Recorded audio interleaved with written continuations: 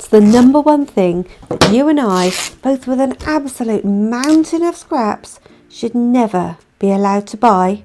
Oh yes, I know. And yes, I did. But as the t-shirts say, in my defence, I was left unsupervised.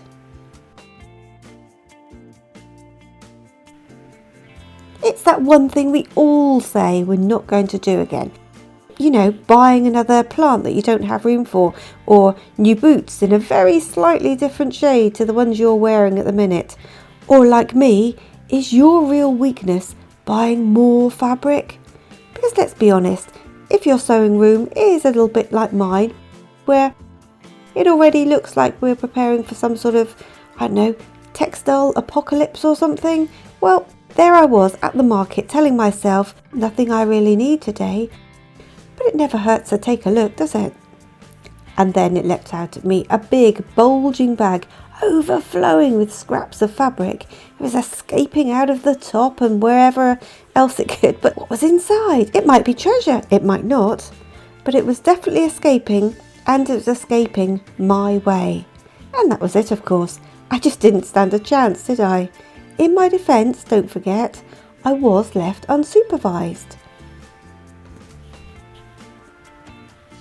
How is it that a simple bag of rags like this can stop me like that? I mean, stop me in my tracks. I picked it up, you know, I gave it a little squeeze as I peered inside, like you do. Is it because I've always loved old things in general? The ones with a bit of a story left clinging to them. You know, the scratches in furniture, the scuffs on books, and the frayed edges of fabric. I don't know, but I do remember gladly handing over my money in return for this. Well, I considered it to be a whole bag of magic beans. I felt that little spark of excitement. You know the one, the feeling that says, I just know there are some real treasures in here somewhere. And here's the thing, we all know why we're attached to our own scraps, don't we? I mean, I'm going through this now and I'm showing you these pieces and I can remember more and more as I'm going.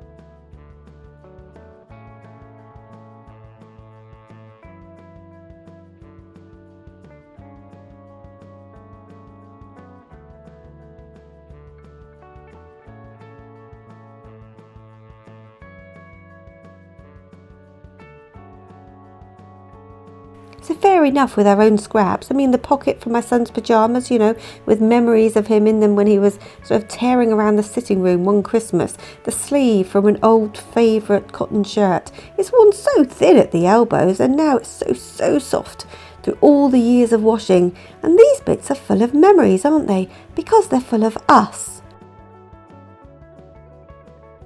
But why on earth are we so attached to other people's scraps sometimes?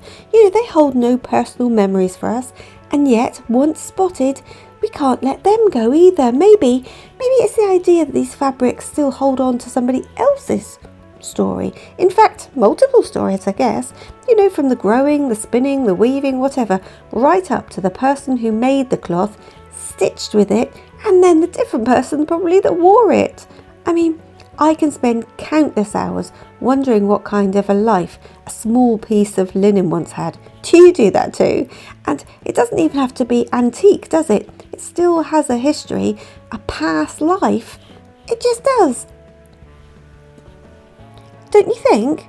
I mean, do you fall in love with old scraps of fabric even when they're not your own, like I do? When I'm sorting through a pile like this, I can't wait to get stuck in. I feel a bit like an obsessed reader, I guess, who just can't put a book down. Even when the dinner's burning.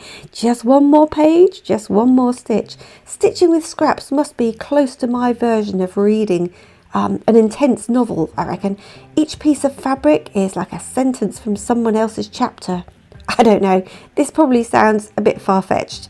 In fact, it sounds a little bit ridiculous now that I'm saying it out loud. But stay with me here. If every scrap feels like a part of a story waiting to be told with a history of its own, just those little threads of somebody else's life, well then surely it's wanting to be stitched into a teeny-weeny project of mine, isn't it? And so, it would be rude not to, wouldn't it? So as I'm going through these piles, I can't help making things up already because it's just exciting to actually feel the fabrics and get started with them, isn't it? The last thing I want to do is bring all of this home and then just put it in the cupboard again. And so when I got home, I made a cup of tea, etc. And as much as I really wanted to tip the whole lot straight onto the floor, like a happy toddler at Christmas, I thought I would attempt to be sensible and be a little bit selective here on the table. So the sensible part of me started with 3 piles. I thought pile 1 could be the note pile, things that I knew straight away that I would never use. Pile 2, well, possibly, maybe. And then the forever mine, I guess, pile, the one that gets me excited for no logical reason. And as I pick up each piece, I start feeling the pieces and making up the stories of their past in my head. Am I the only one who does this? So I soon realised that there actually is no maybe pile. Either I love it or I don't. So I thought, while I'm feeling decisive, I'd just grab a few of my fabric blanks and see what I could really make today. Because these aren't just somebody else's discarded scraps anymore, are they? Oh no, they're already little projects in the making, aren't they? Tell me if you spot a fabric anywhere along the line here that jumps out at you, maybe one that reminds you of something or somebody else, and what would you turn it into? So halfway through my sorting, I realised something about scraps. I'd never really considered it before, but scraps really connect us, don't they? To each other, to the makers that we'll never meet, to maybe women who'd stitched by candlelight or whatever in the past. And I've got to tell you, I love the fact that we can all share this part of it together. Will you and I ever meet face to face? Probably not. And does that even matter? Will we talk, swap ideas, encourage each other to keep trying, keep creating, just in little ways? Yes, hopefully. Many miles between us, probably, you and I. But here in my little cottage today, we can still share our love of stitching and of fabric, can't we? Absolutely we can. And we already know we have a lot more in common than just stitching too, don't we? You and I, we love to collect. We love to reuse, recycle, to create something out of very little. Sometimes we gift what we've made, sometimes we keep it. The end piece is the icing on the cake, obviously, but the sorting, the planning, the pinning, the stitching, that's what we're really here for, isn't it? The creative process and the slow stitches, these are the mindful things that just absorb us. They bring us into our own little worlds and allow us just to be ourselves for the afternoon. Just what we all need now and again, I'd say. What's your favourite part of the process?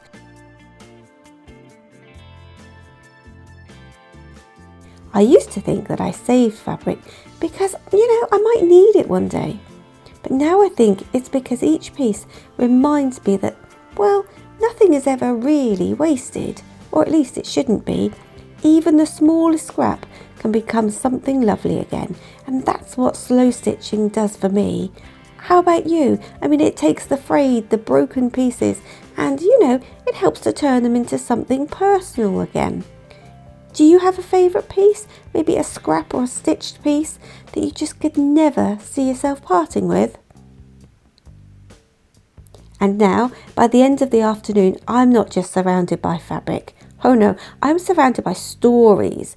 That old feeling of guilt of, I've done it again, buying somebody else's scraps. Well, that has well and truly shifted into something different because the time I've spent enjoying this impulse buy, I think it's actually really valuable. And do you know what? The result was quite a surprise too. The size of my go and keep piles, they're not actually what I expected. I think I must be learning, Take a look nearer the end and I'll show you a pile of each. It's taken me a lot of years, but I'm finally at the stage where I don't think I need to keep everything anymore just because it passes my way, begging for a new home. I have finally learnt to take just what I love and then pass the rest on to the next person for them to do the same. Yeah, that's quite an achievement for a hoarder. A collector of everything. A collector like me. I do feel I've come a long way recently, actually. Now, as you can see, I'm not really that keen on this one. I don't know. I put them all together. I thought it was fine. I don't really like the dark grey with it, so I actually prefer the back cover, which isn't really too much of a problem. I thought I could just turn it around, but actually I'm just going to replace this little bit. But, no problem. I can do that quite easily, can't I? That is the really good thing about slow stitching. I don't have to sort of undo anything, do I? I can just pop it on top. So hopefully I'll like that a little bit more after I've done that. Let's see. So that little bag that I was never really meant to buy, maybe it has become a reminder of why I love to collect, to create and to stitch. You can see what I have so far. Some are finished, some aren't. And, since I might just have a few pieces left at the end of today, then maybe some more will inspire me, my next projects over the coming weeks. Bags, scarves, patches for my clothes. I have a million ideas and lots to share with you. Gifts, book covers. I'm going to consider each one of these a little treat, like wrapping up a tiny chapter of somebody else's story now as I stitch that into my own story.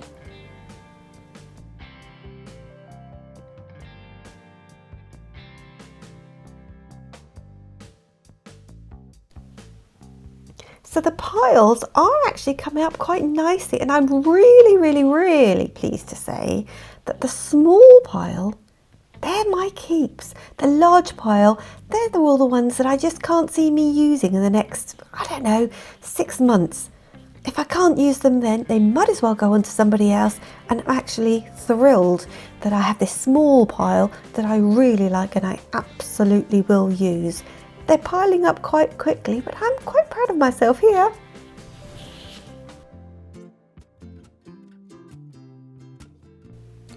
So what about you? Just how big is your bag of scraps? I I bet it's tucked away somewhere, just waiting for you to look at it. Open it and it'll be, ready to burst and become part of your own slow stitching. So watch out. Maybe today's the day. Pour yourself a cup of tea and have a play. Make up a few of your own blanks by watching this video here. Then spread your scraps out and just see what calls to you.